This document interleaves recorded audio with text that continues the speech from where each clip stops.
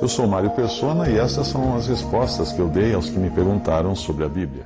Você perguntou qual o significado de o pastor da sua igreja orar e empurrar as pessoas para trás para que elas caiam no chão.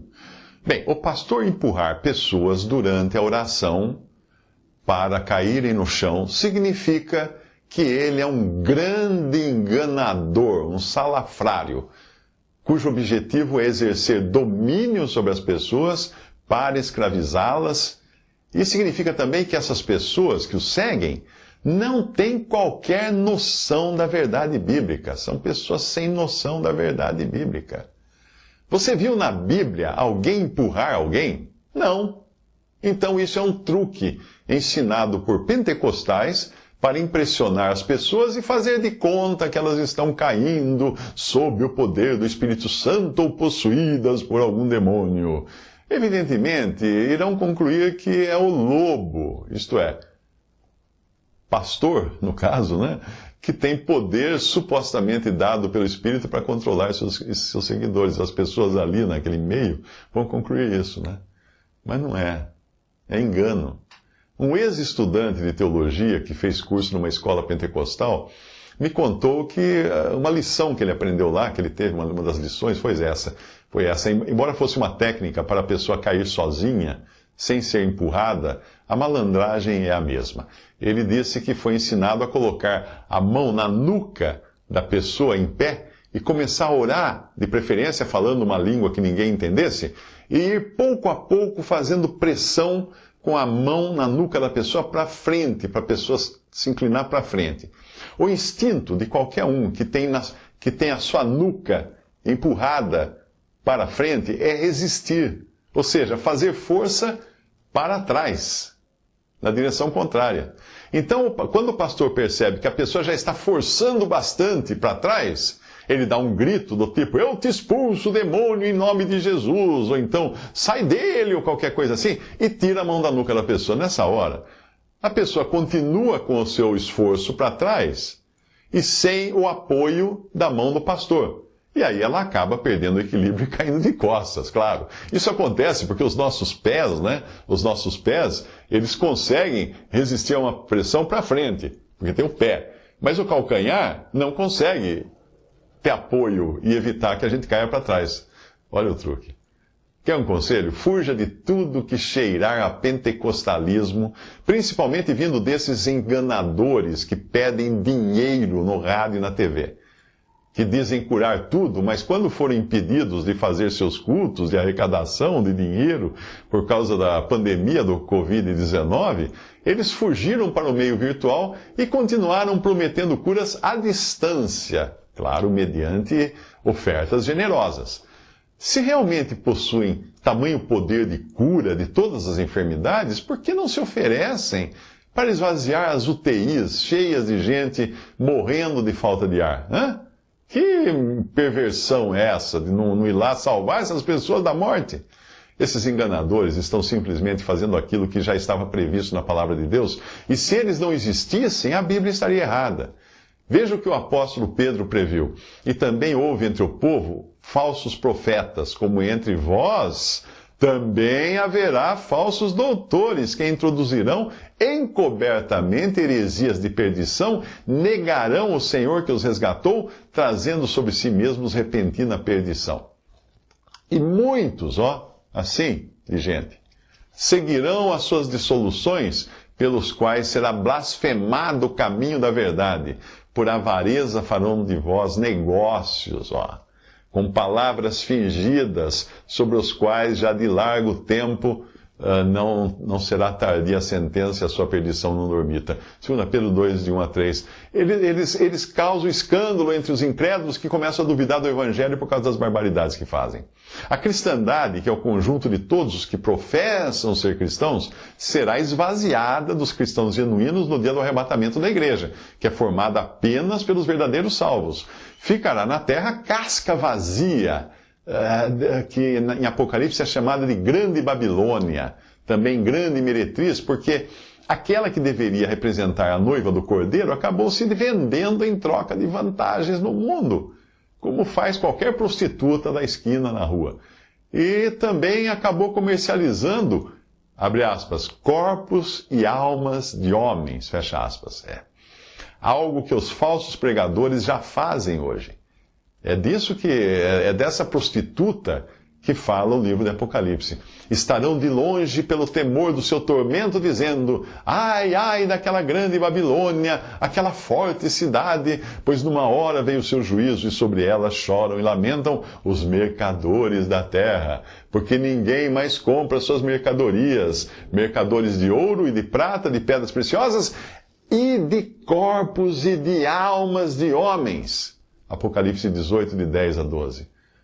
Liga a TV, você vai encontrar algum desses. Se você tem dificuldade em distinguir o falso do verdadeiro, escute o que disse o verdadeiro, o próprio Senhor, quando se dirigia aos religiosos do seu tempo, que impunham cargas pesadas sobre os seus seguidores, fazendo com que se esquecessem que o Deus verdadeiro é um Deus de misericórdia e graça.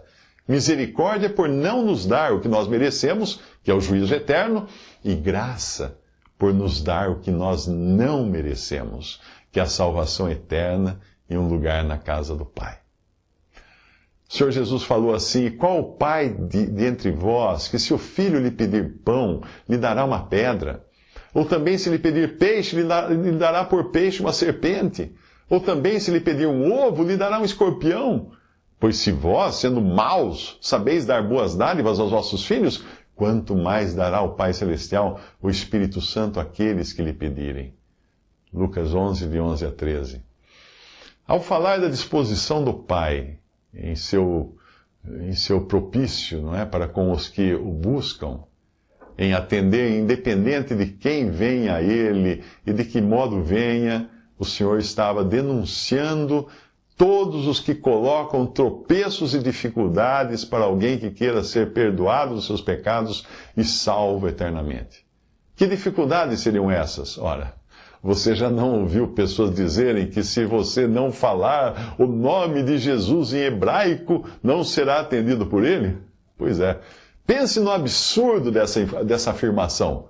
Ainda que alguém aprenda o hebraico hoje, essa pessoa nunca terá certeza de estar pronunciando as palavras corretamente, porque não existem gravações em áudio do hebraico que era falado 2000 anos atrás. Não tem. Como é que você vai saber se está falando com o sotaque certo? Basta você reparar que o próprio idioma português, que nós herdamos de Portugal, não é falado do mesmo modo hoje no Brasil, como é falado no seu país de origem, que é Portugal. E mesmo dentro do Brasil, as pronúncias variam de região para região. Então você vai encontrar alguns pronunciando Jesus, outros Jesus, outros Jesus, e assim por diante. Os que exigem que se fale o nome de Jesus em hebraico, ou impõem qualquer outra lei ou regra para a salvação, são os que querem dominar sobre os seus seguidores, impondo fardos, como faziam os judaizantes no princípio da igreja, que exigiam o ritual da circuncisão como condição para a pessoa ser salva. Olha só o que diz a palavra de Deus. Então alguns que tinham descido da Judéia ensinavam assim os irmãos: se não vos circuncidardes conforme o uso de Moisés, não podeis salvar-vos. Atos 15, 1. Um judeu não podia ser circuncidado por si mesmo, mas ele precisava de outra pessoa para fazer isso. Portanto, entrava aí outra pessoa nesse processo da salvação dele, né? A ação do Espírito Santo convencendo o pecador a crer em Jesus não seria suficiente num caso assim.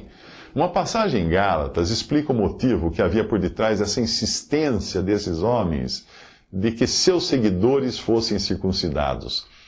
Eles queriam poder se gloriar nos que agiam assim, nos que se circuncidavam. Isto é, eles podiam se gabar de ter exercido influência sobre eles, para que tivesse a sua carne marcada por uma ordenança imposta por eles. Olha o que diz a palavra: todos os que querem mostrar boa aparência na carne, esses vos obrigam a circuncidar-vos, somente para não serem perseguidos por causa da cruz de Cristo, porque nem ainda esses mesmos que se circuncidam guardam a lei, mas querem que vos circuncidais para se gloriarem na vossa carne. Gálatas 6, de 12 a 13. A sã doutrina dos apóstolos ensina que para o crente hoje, a circuncisão, que representa desvencilhar-se da carne, é de coração. É de coração. Não é física, não é exterior, é de coração.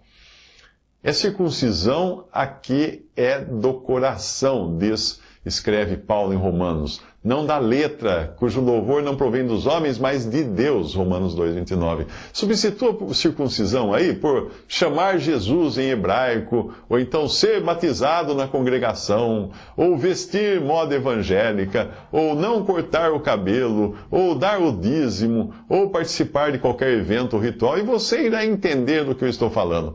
Isso não é diferente do que faziam os fariseus e doutores da lei, que Jesus denunciava como querendo ter controle sobre os seus seguidores. Ele dizia: ai de vós, fariseus, que amais os primeiros assentos nas sinagogas e as saudações nas praças. Ai de vós, escribas e fariseus hipócritas, que sois como as sepulturas que não aparecem, e os homens que sobre elas andam não sabem. Ai de vós também, doutores da lei, que carregais os homens com cargas difíceis de transportar, e vós mesmos nem ainda, com um dos vossos dedos, tocais nessas cargas. Ai de vós, doutores da lei, que tirastes a chave da ciência ou do conhecimento, vós mesmos não entrastes e impedistes os que entravam. Lucas 11, 34, 44 e também versículo 46 e 52. Reparou que tudo tem a ver com exercício de poder e controle sobre as pessoas? Os homens amam exercer poder e controle sobre as pessoas. Alguém me escreveu perguntando sobre a validade de uma espécie de retiro espiritual que faz encenações de cristãos perseguidos para causar um impacto radical nos seus participantes. Isso já foi até caso de polícia. Numa cidade onde os moradores pensaram que estava tendo um ataque de uma facção de marginais, já que os atores saíram todos na rua armados de armas de airsoft, né? Armas de brinquedo, porém armas parecidas com armas verdadeiras, chamaram a polícia. O site do evento diz assim: resumindo, é um projeto de Deus, pode ter certeza. Nos dê esse voto de confiança e voltará uma nova pessoa depois de participar. Dizer que algo é projeto de Deus é a primeira pista para você desconfiar. Porque se fosse de Deus, não pediriam o seu voto de confiança. Pediriam que você confiasse em Deus, não neles, não nos organizadores. E será que eu não posso me tornar uma nova pessoa, nascendo de novo e crendo em Jesus? O que se deduz? Que mais uma vez nós temos homens buscando colocar rédeas nos seus seguidores para manipulá-los com técnicas de psicologia e persuasão. Porque eu posso, claro, me tornar uma nova pessoa crendo em Jesus Cristo como meu Salvador, sem participar de nenhum evento. Antes da minha conversão, ainda adolescente, eu participei de um retiro católico que era chamado TLC, ou Treinamento de Líderes Cristãos. E mesmo sendo bobo como eu era, aos 15 anos de idade, eu percebi claramente a manipulação que era feita ali por meio de palavras de ordem, momentos de emoção, piegas, teatro para arrancar lágrimas dos participantes. Deu muito na vista. Na coleta da missa, o choro era geral, todo mundo chorava, porque um dos organizadores ofertou uma vassoura e outros objetos que tinham sido usados durante o retiro. Como ninguém entendeu por que ele estava ofertando uma vassoura, então ele precisou explicar e dar um sentido espiritual àquela vassoura, que mesmo assim, mesmo com todo o sentido espiritual que ele deu, ninguém saiu voando nela pelo salão. O que essas coisas têm em comum? Manipulação, terrorismo psicológico, que fazem você acreditar que sem essas pessoas que promovem essas coisas, você não poderia ser salvo, não poderia ser uma nova criação em Cristo. Você vai sempre precisar de um pastor, de um missionário, de um bispo, de um apóstolo, ou seja lá que título esses homens adotam para si. Ou vai precisar também de certos ensinos herméticos, que ninguém revelou, segredos ainda, retiros espirituais, condições que só alguns têm para oferecer, e sem elas você nunca irá entender o suficiente para ser salvo. Eu já fui adepto de filosofias orientais. E antes da minha conversão, eu cheguei a ser membro da Seishonoye por 3 anos. E também era fanático de alimentação macrobiótica. A fórmula toda é a mesma, também nessas filosofias e religiões. Nunca Cristo é suficiente. Sempre precisa de alguém, ou de algo, de um exercício, de uma meditação, de um empurrãozinho, de um alimento, de uma prática. Os que se deixam levar por essas táticas acabam viciados, como quem acha que não vai conseguir viver sem a droga que experimentou uma vez e viciou, ficou viciado. Alguém me escreveu dizendo que perguntou num site se confessar a Cristo como seu Senhor seria suficiente para a sua salvação. E sabe qual foi a resposta? Abre aspas. Fazer sozinho não adianta, por mais que a intenção do seu coração esteja certa. Precisa ser em voz alta e em público. Você precisa aceitar Jesus com alguém, com uma outra pessoa. No mínimo, uma outra pessoa que já tenha aceitado Jesus em voz alta. Fecha aspas. É evidente que tal ideia é completamente impossível e absurda, porque ela faz a salvação depender não só da fé em Cristo e da sua obra na cruz, mas também de outras pessoas, no caso, as testemunhas, que diz serem necessárias na hora da sua conversão. E a coisa fica ainda mais bizarra quando diz que precisa ser ao lado de alguém que já tenha aceitado Jesus em voz alta. O que cria, então, uma necessidade de uma testemunha da testemunha. Porque como você vai saber se aquela pessoa para quem você está confessando, crê em Jesus, um dia também aceitou Jesus em voz alta, diante de uma outra testemunha? Vai ter que procurar essa outra testemunha, e depois a outra testemunha, e não vai acabar nunca. Sobre isso, Bruce Anstey comenta no seu livro Definições Doutrinais. Ele diz assim: a Escritura indica que há 2 tipos de confissão entre os homens. Uma delas é a confissão de Jesus como Senhor, e está relacionada com a salvação inicial da alma, em Romanos 10, de 9 a 10. A outra é a confissão de pecados, que está relacionada com a restauração de um crente que falhou, 1 João 1, 9. Muitos cristãos evangélicos pensam que para alguém ser verdadeiramente salvo, essa pessoa deve fazer uma confissão pública da sua fé em Cristo. Romanos 10, 9 é usado para apoiar essa ideia. Ali diz assim: se com a tua boca confessares ao Senhor Jesus, ou a Jesus como Senhor, e em teu coração creres que Deus o ressuscitou dos mortos, serás salvo. Como resultado disso, os pregadores evangélicos muitas vezes impelem confissões públicas, ou obrigam a pessoa a fazer confissões públicas nas suas reuniões e nos seus comícios evangélicos. Eles fazem um tipo de chamado ao altar para o seu público, pedindo que aqueles que querem ser salvos para irem à frente fazer uma declaração pública da sua fé. No entanto, se nós fizermos da confissão da fé em Cristo perante os homens uma condição de salvação eterna, então a bênção do Evangelho não seria unicamente no princípio da fé, mas teria como base fé e obras. Isso é contrário aos fundamentos do Evangelho. Romanos 3, 26, 31, Romanos 4, de 4 a 5, Efésios 2, de 8 a 9 falam disso. Além disso, significaria que uma pessoa não poderia ser salva se ela estivesse sozinha, num lugar deserto, porque não teria ninguém para quem confessar. De acordo com essa ideia, poderia haver arrependimento para com Deus e a fé em nosso Senhor Jesus, como explica Atos 20, 21, mas não seria suficiente. Acredita nisso? Existe uma condição adicional. Deveria haver confissão de fé a alguém. Mas e se ela morresse antes de ter uma chance de encontrar alguém e falar da sua fé a essa pessoa em Cristo? De acordo com esse ensinamento, ela estaria perdida. Olha só. Não é necessário dizer que essa ideia equivocada não está de acordo com as Escrituras. Confessar, em Romanos 10, 9, significa concordar. E isso na palavra original, de acordo com a concordância de Strong, seria expressar acordo. Em grego é homologeo. A questão é a seguinte: expressar concordância com quem?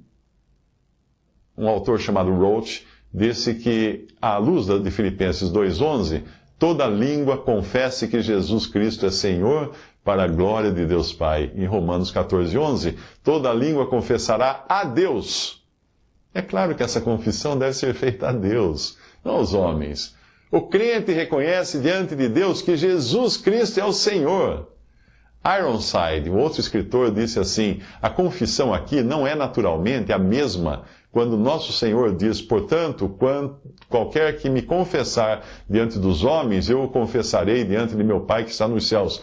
Essa é, por sua vez, a confissão da alma ao próprio Deus, dizendo que ele recebe Jesus como Senhor. Agora, Paulo menciona a boca antes de o coração, que é a ordem encontrada em Deuteronômio 30:14, mas que em Romanos 10:10 ele inverte essa ordem, dando a verdadeira ordem que ocorre quando uma pessoa é salva. Assim, a recepção interna da palavra por fé resulta numa expressão externa da fé e de alguém na confissão de que Jesus Cristo é o Senhor. Em condições normais, um crente verdadeiro fará uma confissão da sua fé em Cristo diante daqueles do seu convívio. Isso acontece naturalmente. Isso deve acontecer de forma bastante natural, pois as boas novas de salvação são muito boas para que sejam guardadas apenas para nós mesmos. Confissão da nossa fé diante dos homens é bom. E se um crente não confessar Cristo diante dos homens, lhe serão negadas uma recompensa e uma menção honrosa perante o Pai no dia vindouro, é o que diz em Mateus 10:32-33. Mas essa não é uma condição pela qual ele é salvo eternamente. Um novo crente pode hesitar em confessar Cristo no início, ter vergonha, mas o seu bem-estar eterno não depende disso. Paulo ensinou que a bênção da salvação é unicamente sob o princípio da fé, em Romanos 1:17, Romanos 3:30, Romanos 4:16, Romanos 5:1. Ele estaria contradizendo-se em Romanos 10:9 se estabelecesse a condição de confissão diante dos homens como base da salvação de uma pessoa. Então, até aí, essa parte eu extraí de definições doutrinais de Bruce Anstey. Visite respondi.com.br. Adquira os livros ou baixe e-books. Visite 3minutos.net. Baixe o aplicativo